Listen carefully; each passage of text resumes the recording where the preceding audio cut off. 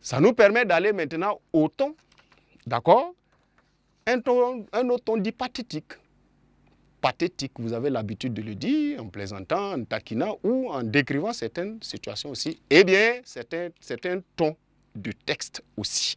Donc, en 2, comme ça, 1.2, on va noter le ton pathétique.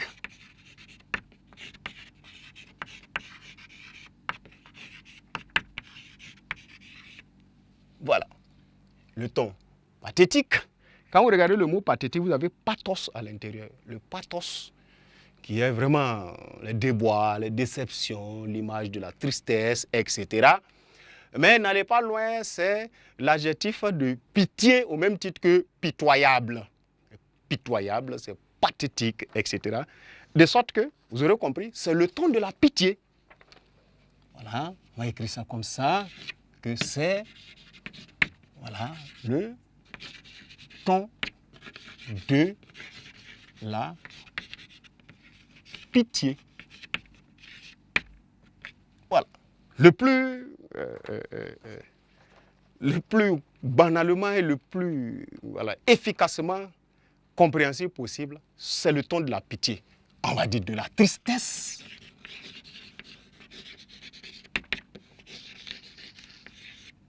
Voilà, de la tristesse à travers, voilà, à travers des événements ou à travers des situations, des souffrances inhumaines. Des situations de souffrance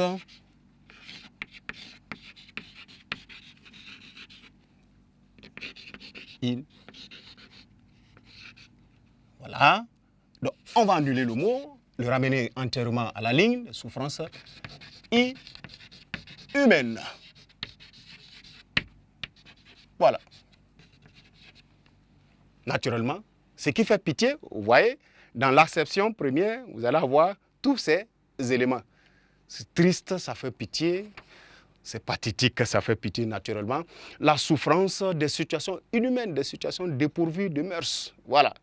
C'est pas pour faire plaisir, mais ça choque, ça touche la sensibilité, ça touche l'émotion, ça affecte la sensibilité émotive. Vous êtes facilement en ce moment dans le ton pathétique. C'est caractéristique ou en tant que tel, c'est procédé. Procédé aux caractéristiques, vous allez voir comment. C'est la même chose. On a mis caractéristique de l'autre côté. Si je vous dis caractéristique ou procédé, ne vous perdez pas. Caractéristique, nous sommes en tout cas dans le même encodage, c'est-à-dire dans le même principe de reconnaître comment il se manifeste dans un texte.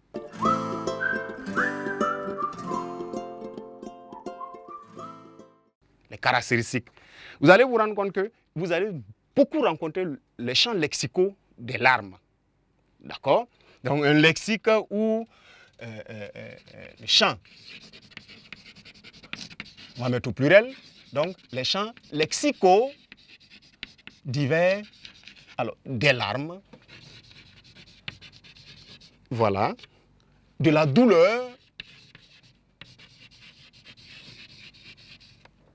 n'est-ce pas? Et vous allez vous rendre compte que vous allez voir beaucoup, parfois, des exclamations. Les exclamations qui s'arriment à des apostrophes, etc.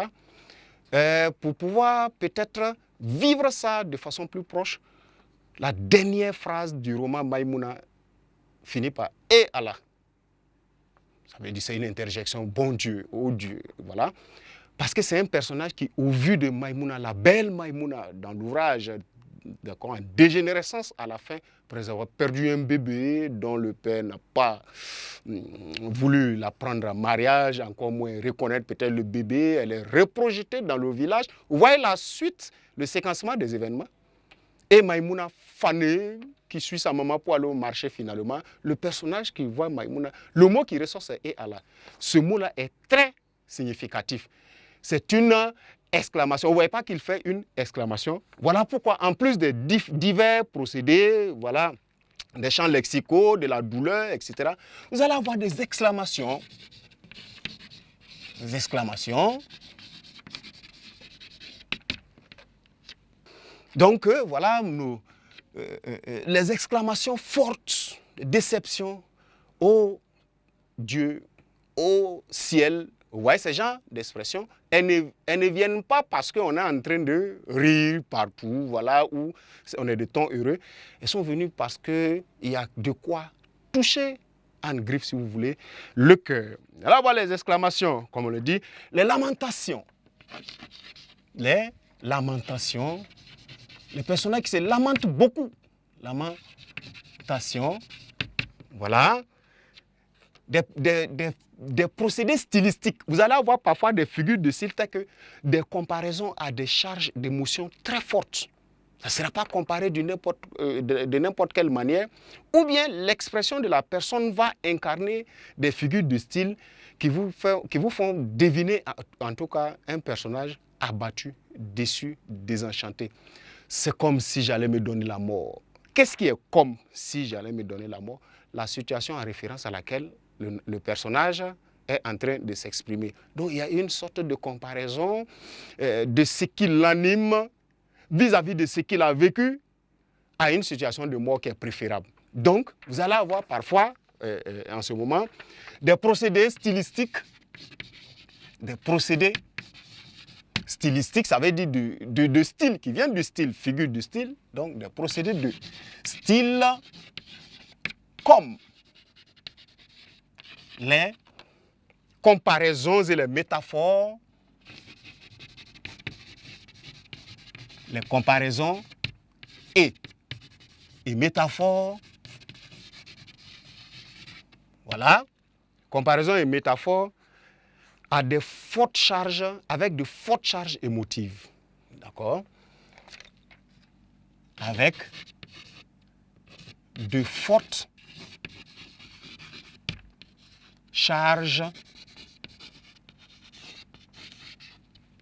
voilà, avec de fortes charges émotives, c'est-à-dire l'émotion est forte. La charge d'émotion, voilà, est forte, de sorte que vous-même, lorsque vous prenez contact avec le texte, vous vivez exactement comme le personnage.